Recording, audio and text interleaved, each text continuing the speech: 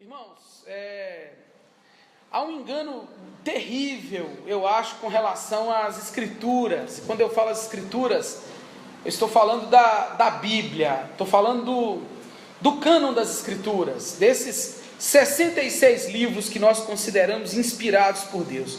Muita gente que anda afirmando o só a Escritura, ou somente a Escritura, nesses 500 anos de festa, ainda continua e continuará depois da festinha desse mês de outubro, considerando a Bíblia um livro de proposições e regras meramente, porque eu arriscaria que talvez 90% das pessoas olhem para a Bíblia e falam assim: o que é a Bíblia? Um guia que você deve obedecer. Concorda comigo ou não?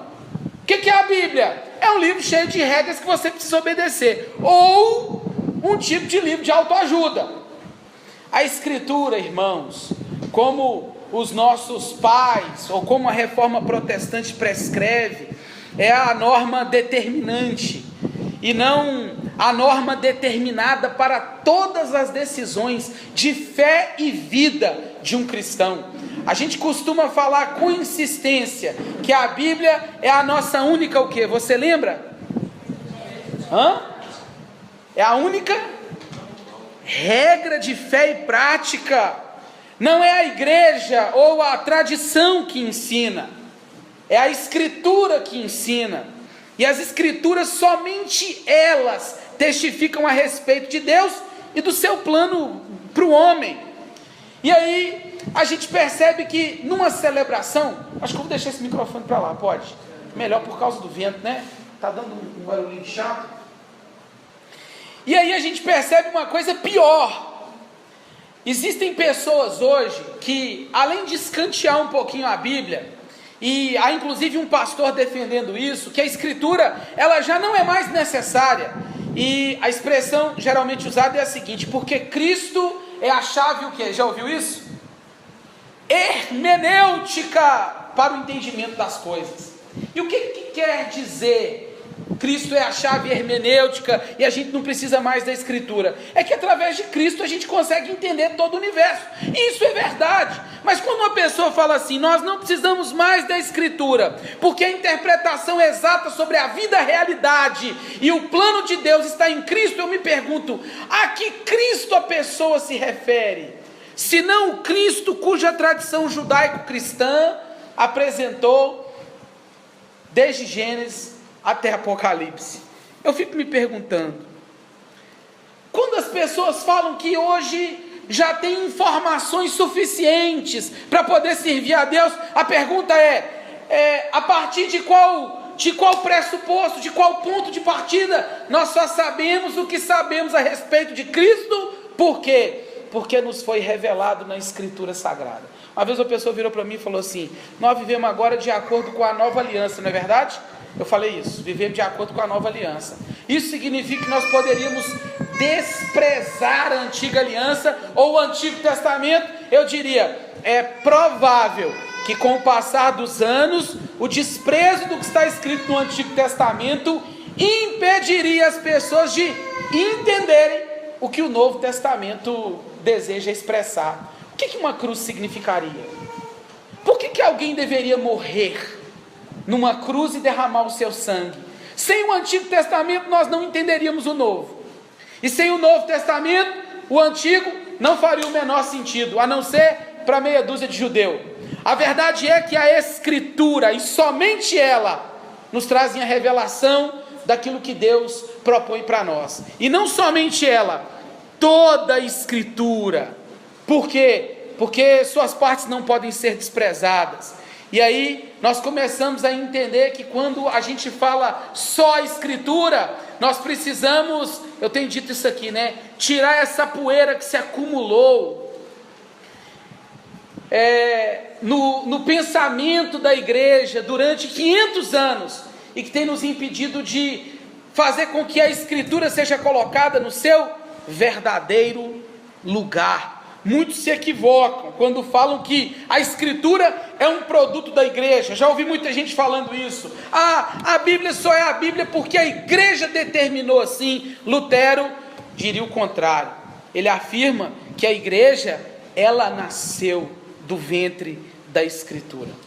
E o exemplo que eu usei semana passada é o que eu queria insistir com ele hoje.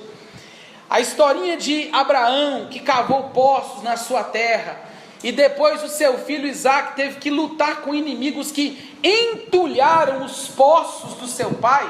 Isaac falou assim: a primeira coisa que a gente precisa fazer é desentulhar os poços que o meu pai cavou, serve para nós também.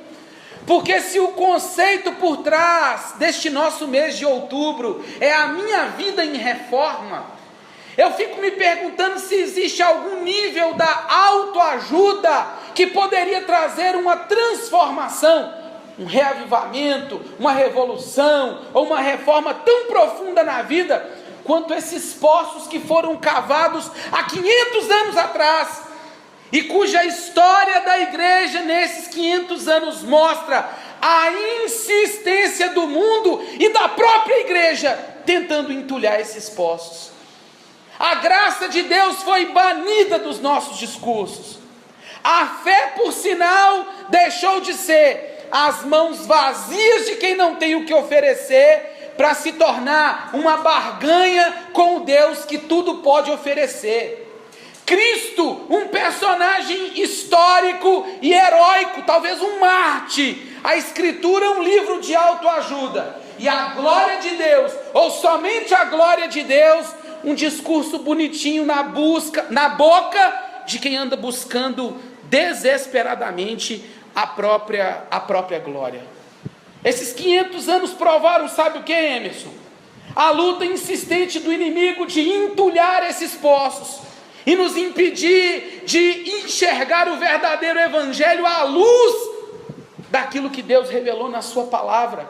A luta dos nossos irmãos há 500 anos atrás é a nossa luta hoje também. E sabe por quê? Porque infelizmente a igreja, e eu não estou falando da luta de séculos atrás, eu estou falando de lutas que começaram há décadas atrás, no Brasil talvez nos anos 50, a nossa luta hoje é contra o irracionalismo que começou a varrer o pensamento da igreja, nos fazendo acreditar que o que vem da boca de Deus é só aquilo que me dá o quê? Agora eu senti a presença lá. Só o que dá um frio na espinha, só que dá uma remexida na barriga, só aquilo que eu encontro através de uma experiência emocional. Esse irracionalismo plantado pelo inimigo no coração da igreja fez com que a palavra de Deus fosse sutilmente, sabe o que? Marginalizada, escanteada, colocada de lado. E hoje nós sabemos tudo do que é urrar no Espírito, chorar no Espírito, gemer no Espírito, gritar no Espírito, cair no Espírito, a revelação do Espírito. E a gente não sabe nada do que Deus nos revelou através da Escritura Sagrada. Sentir uma dor de barriga na hora de uma música é fácil. Agora, quem dissola a Escritura numa festa de 500 anos, precisa entender que não pode permitir que ela possua um lugar secundário na sua vida, nota, na vida da sua família e na vida da sua igreja. Se a gente prescreve a Bíblia, assim como afirmamos que é somente e toda ela não pode assumir um lugar secundário na nossa história. E de todos esses pontos hoje, tão gourmetizados, você está entendendo o que eu quero dizer? Tão gourmetizados aí nessa festa dos 500 anos, o que mais sofreu pancadas, eu acredito, foi só a Escritura. Porque o abandono da Escritura fez com que as pessoas mergulhassem em conceitos que nada tem a ver com a verdade de Deus. E hoje a Escritura sofre com ataques externos, mas também internos. Nos dias da Reforma Protestante, o conflito era parecido com o que a gente vive. Por quê? Porque eles tentavam parear a tradição e as autoridades, a semelhança do que a gente vê como tradições hoje e como apostolados hoje. eles tentavam igualar a palavra desse pessoal com a palavra de Deus. Domingo passado eu e o Modade nos divertimos, né, Modade? Contando uma história aí de apostolados que trazem para si a autoridade de uma palavra final com relação à fé e prática. Gente que fala assim: olha, eu tenho a palavra final a respeito disso, e só a Escritura significa que ninguém pode fazer isso. Só a Escritura significa que se existem tradições na nossa comunidade, na nossa denominação, em qualquer outro lugar que tenta rivalizar com a Escritura, ela perde. De maneira bem simples é o seguinte: quando a Escritura fala, a tradição e o magistério se cala. É isso e ponto final. Só que o risco iminente, o risco maior de tudo isso tem a ver com o que eu já falei quando preguei a série sobre o sucesso. Que o homem foi criado para um fim. Ele foi criado a uma imagem. E ele possui uma identidade essencial. Está entendendo o que eu estou dizendo? Quando nós falávamos sobre sucesso, nós defendíamos a ideia de que o homem foi criado à imagem e semelhança de Deus. E foi criado com que fim? Qual que é o fim principal do homem? Nós sabemos disso, é viver para a glória de Deus, é gozá-lo para sempre. Porém, irmãos, porém, o grande problema está aí, que esse selo de fábrica e o manual de instrução para que possamos viver em conformidade com aquilo que Ele planejou, tem sido abandonado do nosso discurso. Eu gosto de uma definição de um cara chamado Albert Wolters, que ele diz que sabedoria, sabe o que é? É a conformidade ética com a criação de Deus. Olha que coisa interessante. O camarada fala assim: você quer, como diz o outro filósofo, né? É preciso saber o quê? Isso, eu falei filósofo, te confundiu, mas é preciso saber viver. E esse camarada fala: sabe o que é sabedoria? É conformar-se de forma ética ao plano criacional de Deus. E se a gente está pensando em conhecimento, em entender o que Deus planejou para nós, já dizia Calvino, e preste atenção nessa frase: quase toda a soma do nosso conhecimento, que de fato se deva julgar como verdadeiro e sólido conhecimento, consta de apenas duas partes: o conhecimento de Deus e o conhecimento de nós mesmos. E aonde nós encontraremos isso? Aonde nós encontraremos as instruções precisas a respeito de quem nós somos? Aonde nós encontraremos as definições claras, absolutas, num tempo de relativismos? Aonde nós encontraremos as afirmações absolutas a respeito de nós mesmos e a respeito de Deus? Nas Escrituras Sagradas. Nós precisamos delas para saber o que Deus fez por nós e como nós devemos viver nele. A Sagrada Escritura, sabe o que ela é? Ela é para nós a regra de fé e prática, mas o firme fundamento de onde todo cristão deve colocar, aonde todo cristão deve colocar os seus pés e dali não sair de jeito nenhum. E é por isso que nós escolhemos o Salmo 119 para ler hoje à noite. E por que o Salmo 119? Ele é o coração de toda a Bíblia. Tipo coração mesmo, sabe? A parte que bombeia aí o sangue para as demais partes do corpo. É o maior capítulo de toda a Bíblia, com 176, Alcimar, isso mesmo, 176 versículos. E eu já falei isso aqui uma vez. Você sabia que o Salmo 119 é um acróstico? Eu recomendo que você leia o Salmo 119 com cuidado e cautela e atenção, porque a gente está diante da palavra, como surge algumas vezes, e os seus sinônimos, como estatutos, mandamentos, preceitos, testemunhos, juízos. Ele trata de vários assuntos relacionados à palavra de Deus, à lei de Deus, à ordenança de Deus e os seus preceitos. E é melhor lê-lo e entender que foi escrito dessa forma, porque de acordo com a tradição judaica, isso ajudava no quê? Na memorização. Ao que tudo indica, quem escreveu o Salmo 119 o fez dessa maneira para facilitar a memorização, com o objetivo de que as pessoas tivessem a palavra guardada com eles, a lei do Senhor, apegada a eles de uma maneira profunda. O autor ele tem em mente uma série de ordenanças. Não apenas os 10 mandamentos ou a lei moral, e sim toda a revelação de Deus que ele possuía até aquele momento. Eu acho bonito que um comentarista bíblico diz que o apego que o salmista tem pelo Salmo 119 é capaz de envergonhar muitos cristãos.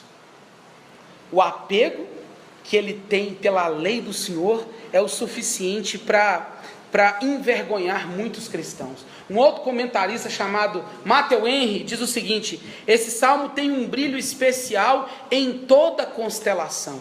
Ele pega o livro dos Salmos e fala: isso é uma bela constelação, mas essa estrela, ela tem um brilho especial. E ele diz, abre aspas e muita atenção: quem lê-lo com atenção perceberá que ele tem poder para confortar ou para envergonhar um cristão.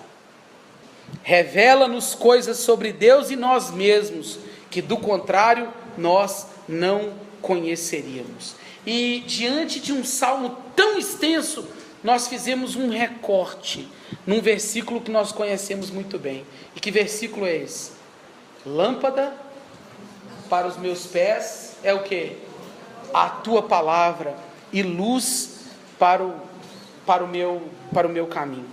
Diante da beleza desse salmo, nós não podemos perder viagem de perceber que a ênfase na escritura, ela não é em vão. Esse recorte, ele aponta para algo que às vezes nós nos esquecemos, de que nós vivemos num mundo caído e num mundo de trevas. João, no capítulo 1, versículo 5, diz que a luz veio ao mundo, mas os homens amaram mais o quê? As trevas do que a luz. Nós lemos em Colossenses, no capítulo 1, versículo 13, que ele nos transportou do império de onde? Das trevas, e nos transportou para o reino do Filho do seu amor. Não há como negar que nós vivemos num mundo caído, num mundo obscurecido pelo pecado e pela queda.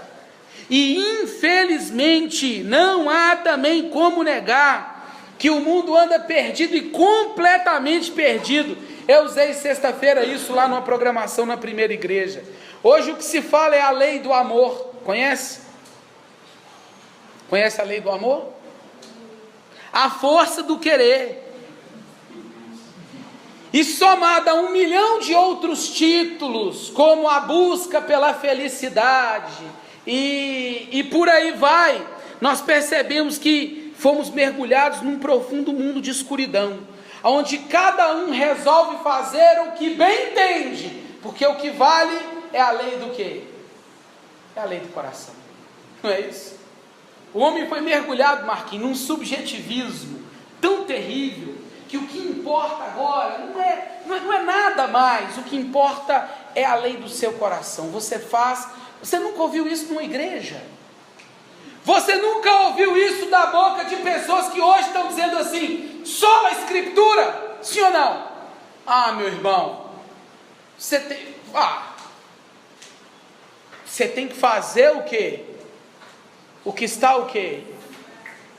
Está no seu coração. É a lei do bem-estar. Se isso te faz bem, eu vou pôr entre aspas, porque eu não consigo conceber algo que te faça bem se vai contra aquilo que você foi projetado para ser. Se isso te faz bem, faça assim mesmo.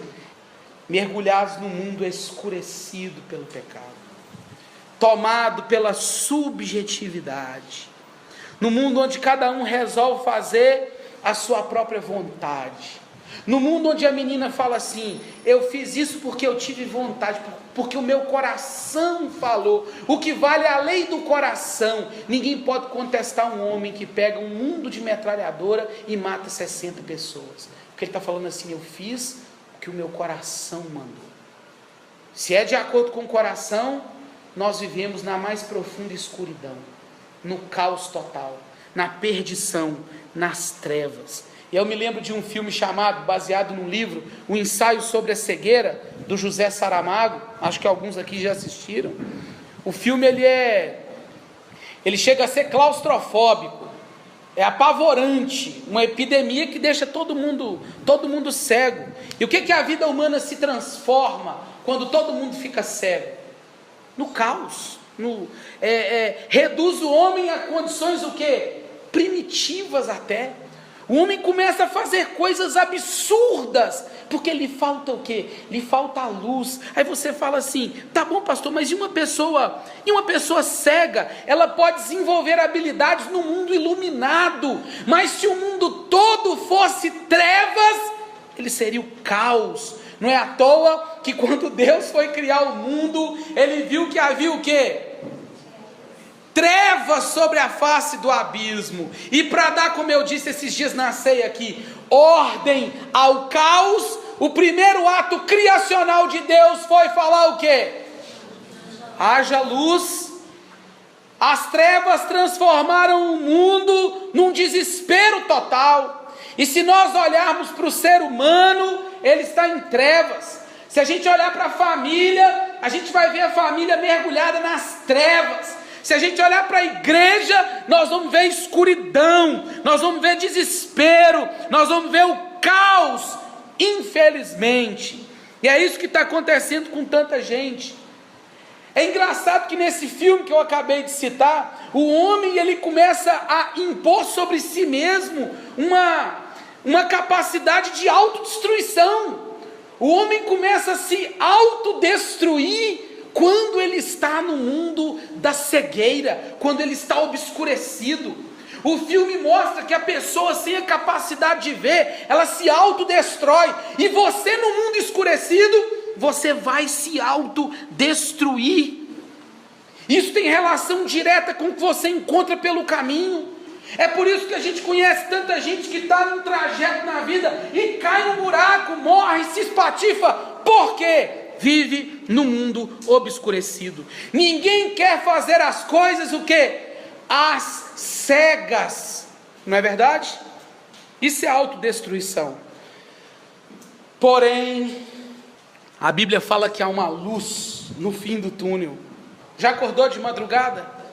Que o seu olho não conseguia se ambientar em nada, absolutamente, e o seu joelho vai na beirada da cama, o seu mindinho na cômoda.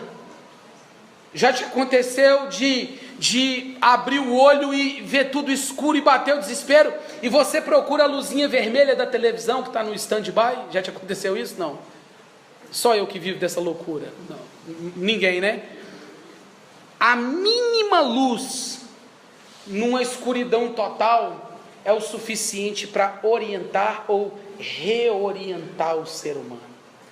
E é bom que você saiba que antigamente as pessoas não conheciam a iluminação como a gente conhece hoje. Durante o percurso, por exemplo, elas carregavam as suas lanternas, né, que eram lâmpadas feitas ali de cerâmica, para poder iluminar o caminho, e no caminho elas seguiam, como diz o Francis Schaeffer, né, momento a momento, um passo de cada vez. Hoje a gente consegue, Marquinhos, iluminar isso aqui tudo. E é fácil ver do outro lado da rua, porque lá está iluminado. Uma lâmpada nas mãos é como uma lanterna no meio de uma selva, onde você vai iluminando os seus passos. Não se via toda a trajetória, não dava para lançar luz sobre todo o percurso. Quero dar uma pausa aqui de falar uma coisa. Esse é o nosso grande problema, sabia? O problema do cristão. O problema de quem fala da Escritura com carinho da boca para fora, mas o coração está longe disso. A Escritura nos chamando, sabe para quê? Para entender que a gente vive por fé. E que é pela Escritura que nós teremos passo a passo das nossas vidas, iluminados, Davidson, pelo nosso Senhor da Glória. É momento a momento. Não é à toa que Jesus falou assim: quem ouve, no final do Sermão do Monte, as minhas palavras e as pratica, será comparado ao homem que fez o quê? Edificou a sua casa sobre a rocha. Ele está sobre firme fundamento. A palavra de Deus é lâmpada para os nossos pés e luz para os nossos caminhos. Isso não significa que ela nos explicará todas as coisas ou como tudo nos acontecerá daqui para frente. Isso não significa que a gente consegue ver daqui a uma semana, um mês ou coisas adiante. Muitas dessas coisas nós teremos que vivê-las pela fé. Mas me escuta, cada trilha escura da vida é iluminada pela palavra de Deus. Você que está perdidão aí, procurando nas leis do coração e na decisão pessoal, existencial, um passo, a Bíblia diz que a trilha escura é iluminada pela palavra de Deus. Hebreus no capítulo 11 diz que fé é a certeza de coisas que esperam, a convicção de fatos que a gente não vê, é essa lanterna na mão da gente iluminando um passo por vez, é a escritura atada ao coração da gente, nos dando a diretriz para a vida. É a escritura, como diz o Salmo 19, versículo 12, quando o salmista, num salmo belíssimo, ele olha para a criação de Deus, cara, ele olha para o mundo, ele fala assim: bom, mas que coisa maravilhosa esse mundo. O sol faz o seu percurso, sai de um lado para o outro, é tudo muito bonito. Aí depois ele começa falando assim: a lei do Senhor é perfeita e restaura a alma, o testemunho do Senhor é fiel e dá sabedoria aos simples. Ele vai falando da palavra de Deus. Aí tem uma hora que ele fala assim: me guarda da soberba, não deixa eu cair e absolve-me das faltas que me são o quê? Ocultas. É a lâmpada de Deus lançando luz num canto escuro da vida que nem nós mesmos conseguimos enxergar. Peraí, eu já vivi situações que eu olhei para a minha vida e percebi que a palavra de Deus lançou luz num canto escuro e falou assim: é pecado, rapaz, você está errado. Práticas comuns, corriqueiras, hábitos que estavam arraigados na minha vida, que nem na minha consciência mais perfeita, nem na minha inteligência mais aplicada, nem que eu tivesse toda a habilidade científica, acadêmica desse mundo, eu conseguiria chegar àquela conclusão. Mas a palavra de Deus, através de Cristo e pelo poder do Espírito Santo, falou assim: está errado, muda de vida. É cada vale escuro em que ela nos faz sentir seguros, porque o Salmo 23 fala assim: ainda que eu ande pelo vale da sombra da morte, a ovelha está extenuada, mas vem a tua vara e o teu cajado me consolando. É a comunicação do pastor com a ovelha falando assim: eu falo, você escuta e você vai se sentir amparado. Provérbios no capítulo 6, versículo 23 diz assim: o mandamento é lâmpada e a instrução luz, e as repreensões da disciplina são o caminho da vida. Bom, a Bíblia não é um livro de história, não é um livro de ciências, não é um livro de literatura, muito menos um livro de autoajuda. É a revelação de Deus e nós cremos que é a nossa única regra de fé e prática. E o quanto do que há na Escritura, esse secularismo, esse hedonismo, sabe o que é o hedonismo? Essa busca pelo prazer, o quanto isso tem deslocado a Escritura para longe da nossa realidade. Vamos falar a verdade. É bonitinho falar sola Escritura, até em latim, mas quando a Bíblia diz, como eu falei para as mulheres há poucos dias aqui, alguns dias, que a mulher seria preservada pela sua missão de mãe, e quando a Bíblia diz que bem-aventurado o homem que tem meu Senhor, anda nos teus caminhos, do trabalho das tuas mãos comerás, feliz serás e tudo te irá bem. E quando a Bíblia fala assim, com respeito à impureza, à prostituição, ninguém defraude ao seu irmão, porque o Senhor contra essas coisas, Ele é o quê? Lembra do texto de Tessalonicenses? Não, Ele é o vingador. E quando a Bíblia diz assim, se o teu irmão faz o mal com você, faz o bem, porque fazendo o bem você vai amontoar brasas vivas sobre a cabeça dele. E o que a Bíblia fala para a gente num mundo moderno, onde todo mundo quer o seu espaço e viver de maneira solitária, cada um dono da sua própria vida? A Bíblia falando assim, você precisa praticar hospitalidade. O que a Bíblia, como nós nos posicionamos numa época onde é bonitinho falar só a Escritura, mas a Bíblia fala assim, não fala mal do seu irmão, porque como você pode falar mal de alguém que foi criado à imagem e semelhança de Deus, como o Tiago falou. O que nós vamos fazer quando nós encontramos uma estrada para o sucesso e a Bíblia fala assim? Você precisa desenvolver na sua vida o contentamento, porque tudo posso naquele que me fortalece. Eu aprendi a estar com dinheiro, sem dinheiro, eu aprendi a estar assim, assado. O que nós vamos fazer com essas coisas? O que nós vamos fazer quando espraguejamos no sofrimento e Deus sussurra no nosso ouvido dizendo assim: o meu poder se aperfeiçoa na fraqueza, porque quando eu sou fraco, aí é que eu sou forte. O que nós fazemos quando a Escritura Sagrada nos dá um soco no fígado e faz doer tudo, e a gente fica só na Escritura, como papagaios, sem entender que somente ela e toda ela tem o poder de nos redirecionar e nos fazer viver uma vida verdadeiramente reformada. Reformado de modinha, tchau. Agora, por quê? Que em tempos onde a gente tem tanto acesso à Bíblia, nós temos a sensação de que nós permanecemos no escuro? E aí eu encerro a minha fala. É simples. Você conseguiu perceber a formulação trinitária nesse texto? O que eu quero dizer quando eu falo de uma formulação trinitária? Você consegue perceber num versículo, o versículo que as crianças ficam aprendendo na escolinha lá? Bom, como se isso fosse pouca coisa, né? Se o menino decora: lâmpada para os meus pés é a tua palavra e luz, há uma formulação trinitária. Deus nos revelou sua vontade e hoje nós temos o completo em Cristo Jesus e aplicou nos nossos corações pelo Espírito Santo. Me escuta, o Pai já nos deu a sua palavra, que encontrou sua plenitude em Cristo Jesus. João 1 diz: no princípio era o verbo era Deus. Eu já disse aqui que a Bíblia sem Jesus, ela é o quê? Autoajuda.